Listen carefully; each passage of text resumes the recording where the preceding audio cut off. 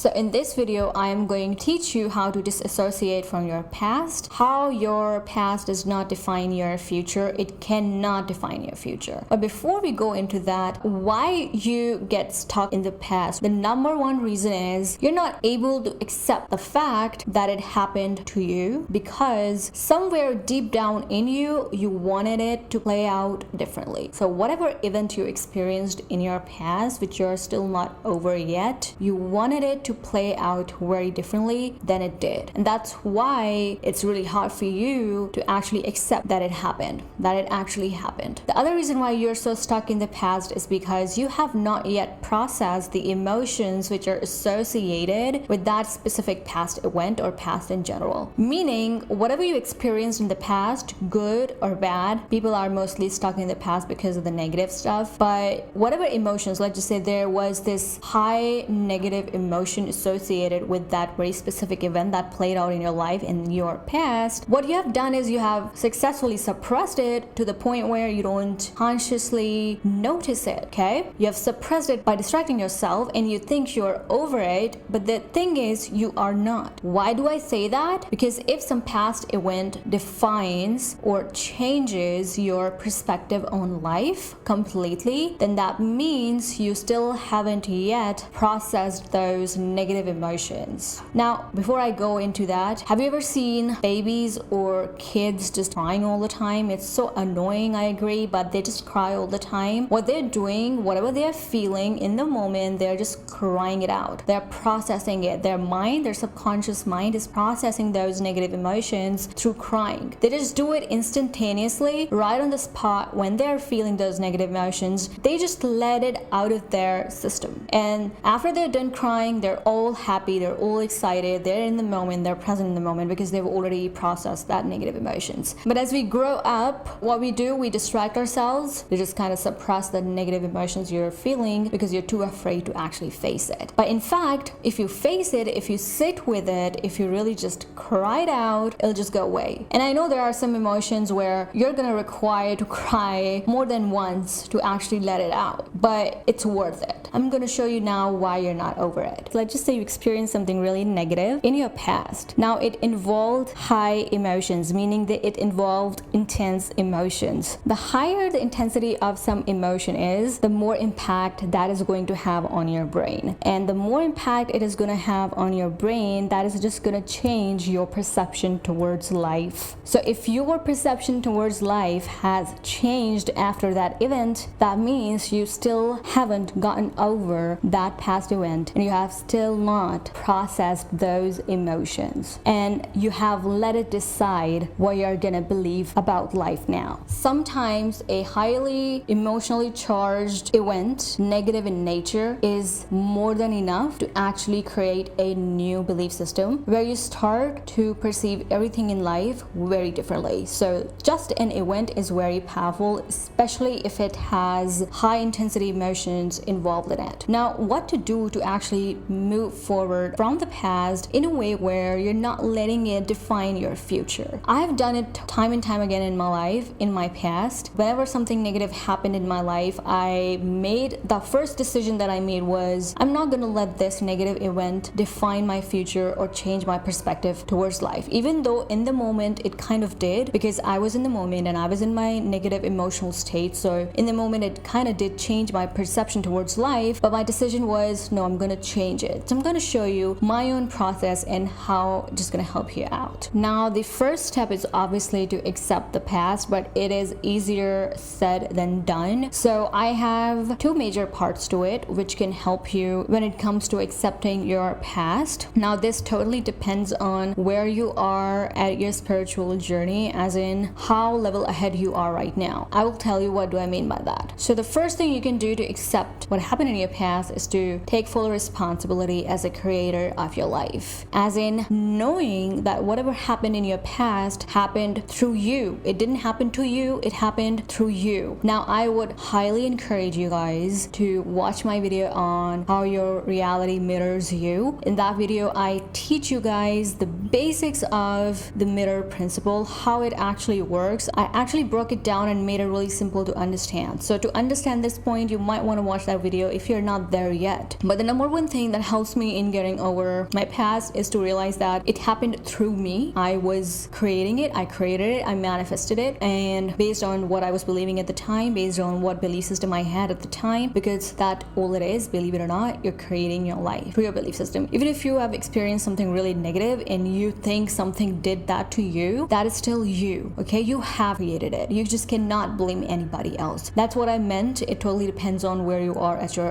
with your spiritual growth. But let's just say you're not there yet, where you can just not force yourself to believe something if you're not there yet belief system wise, and I totally understand that. So in that case, what you're gonna do is you're gonna assign a very positive meaning to that event that happened in your past. You can just say, it's good that this thing happened in my past. I'm learning a lot of things because of this very specific event in my past. I know this happened to help me grow as a person, and to also grow spiritually as well, to also expand in my consciousness. Okay, this happened for a good reason. This happened for me to grow. This is going to help me into growing and becoming a more emotionally intelligent human being, and I'm just going to make sure that I use this specific past event to just grow as a human being. When you assign such a good meaning, you automatically start to feel better. This is what I used to do back then when I didn't know anything about manifestation, or I didn't have any deep knowledge about these principles. I used to just assign positive meanings to every negative event that was happening in my past. I would always take those events as, okay, this is here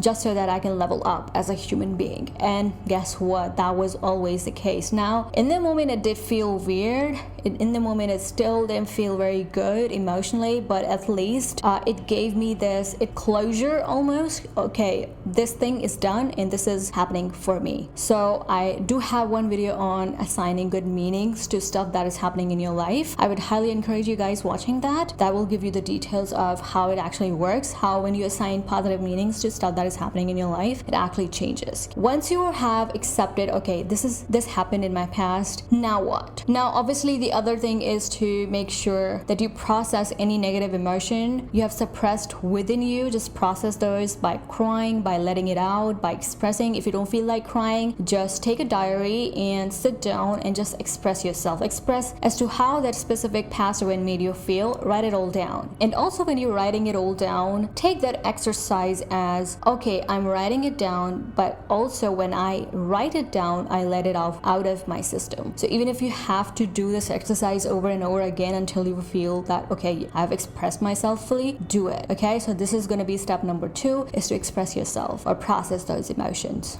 Now the last thing is really important, because we also don't want this negative event to define our future or to change our perception towards life or to create a new pattern. So later on in life, we are just playing out that negative pattern again and again. So this is really important. Expressing yourself and accepting the past is not enough. This next step is really important if you want to make sure that it's not affecting your future, is to build new perception towards life. But you really need to know why your past doesn't define your future to actually know how to build a new perception towards life. So I'm just going to show you why your past doesn't define your future. The reason why your past doesn't define your future is because your past actually originated from your belief system. Again, go ahead and watch the video on mirror principle. So your past, actually the past event came from your belief system. So if that came from your belief system, then how it can possibly create your future? It just cannot. It doesn't define your future until and unless you don't believe in all this and you're letting the past create a new belief system, and then with that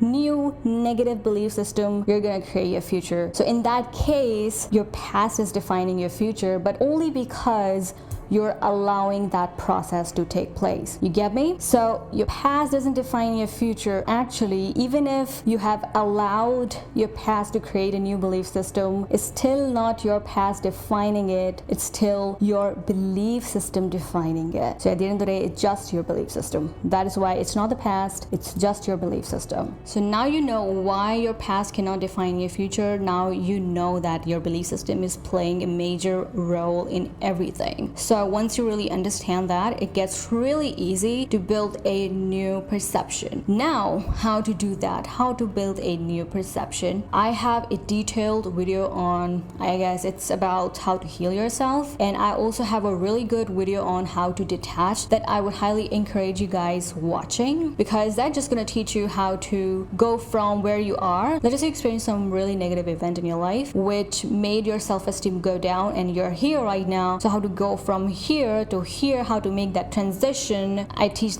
those things in those videos, and those are like detailed videos. That is why I'm not going to go ahead and explain all that in this video, because this video is long enough. But all in all, building a new perception would mean to build new belief systems, and it gets really easy once you dissociate from the past, meaning once you accept it, once you heal yourself emotionally. Now the only thing left to do is to create new beliefs, and beliefs are nothing, they're just thoughts, deep-seated thoughts in your mind, in your subconscious mind. So this is the only thing left to do. So I really hope you guys enjoyed today's video, found it helpful. If you did, give this video a big thumbs up. I'll be linking all the helpful videos down the description box below, and other than that, I will see you guys in my next video.